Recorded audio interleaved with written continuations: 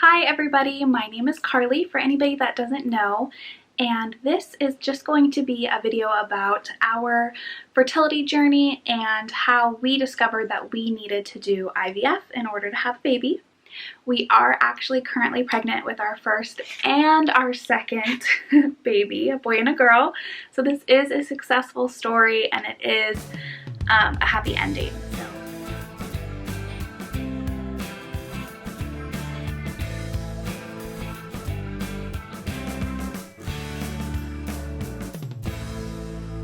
So we just thought that, we would document our process and everything that happened, and it would just be great for anybody else out there that had questions or, were going through the same thing and was curious about the process and, steps to take or whatever.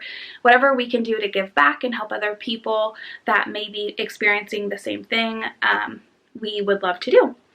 So just to give a little backstory about us, my husband's name is Dean, and we have been married for 3 years, together for a little over 7 years. And we started trying pretty quickly after we got married. Since we had been together for a while, we knew that we wanted to start trying right away, or I wanted to start trying right away, I should say. So I actually ended up getting off birth control a few months before our wedding, just to cleanse my body and get everything cleared out and ready, and just wanted to be healthy and ready for when we decided to start trying. So we ended up starting to try that summer. So it had been summer of 2017. So the summer of 2017 is when we started trying, and then we had been trying for about 6 to 9 months until we started talking okay, this is getting frustrating, what's going on? Our friends are getting pregnant. They had only tried, 1 or 2 months, a few different friends and things. So it kind of got our wheels spinning of maybe we should go get checked out. And so at about the 9-month mark, I decided to make an appointment with my regular doctor, who then referred me to an OB/GYN and said, go check in with them. They'll give you a blood test and make sure everything's working properly. So that's what I did. I went ahead and got a blood test done with them. They checked everything. Everything turned out great there. That was, I want to say, April of 2018.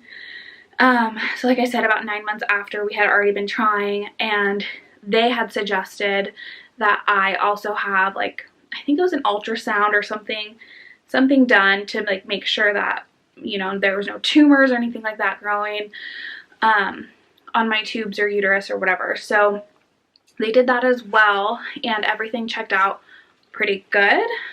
They didn't find anything on my end, so they had suggested that we get Dean's sperm checked. So went to the husband, told him the news from my end, and so he scheduled an appointment with his regular doctor, and they went ahead and checked his sperm. So when those results came back, it had been about another month, so probably 10 months after we had been trying. So they checked his, and it turned out that his sperm count was low, really, really low. So they called us and said, just some numbers and statistics. And it actually really freaked us out, because they were like, you may never get pregnant. You may never be able to. If you do, then, that's a miracle, and you probably can only have one, and just all these weird statistics that kind of freaked me out. So they suggested that we talk to a fertility doctor, and so we only have one fertility doctor within a 2-hour radius of our town. And so we scheduled that appointment, but it was going to be 5 months out. So we had to spend 5 months waiting for our appointment and wondering and worrying.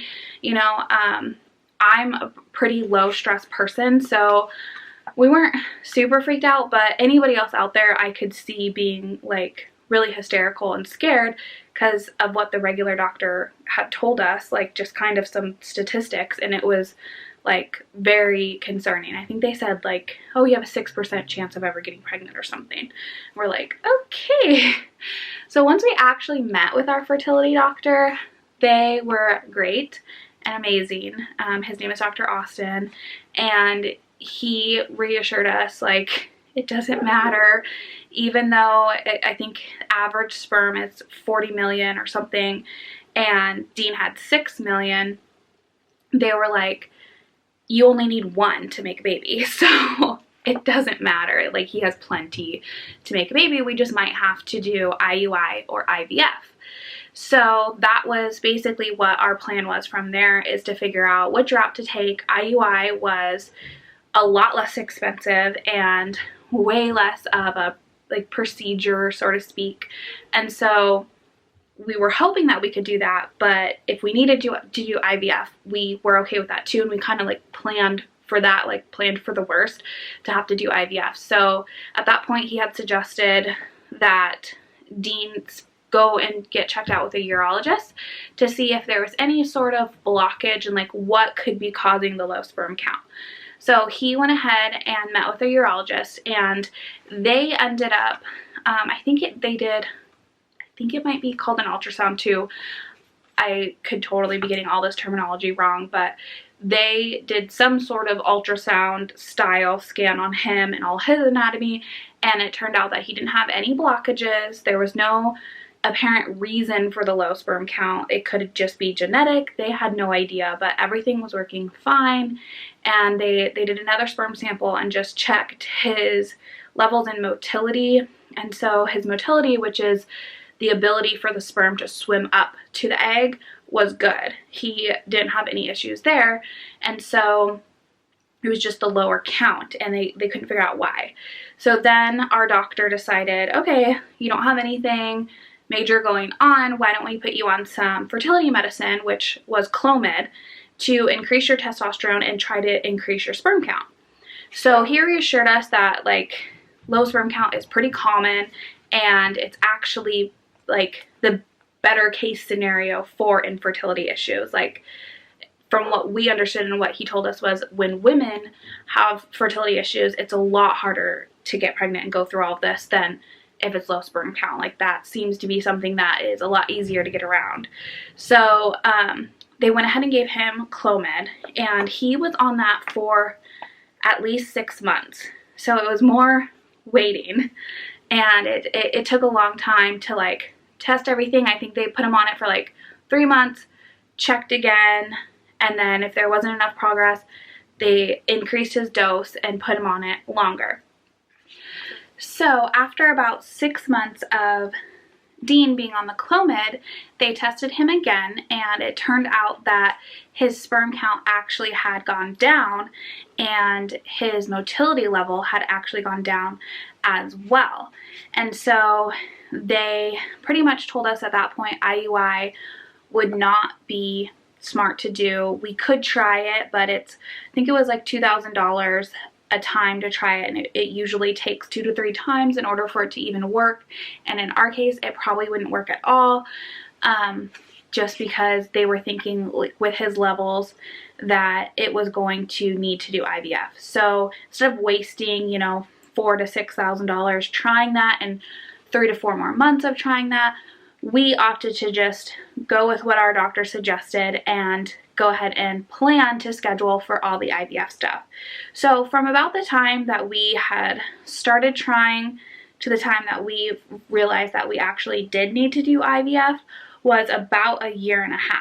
So it took about a year from trying in order to just get into the consultation, because of that 5-month wait after we had gotten tested with our regular doctors just to get into the consultation.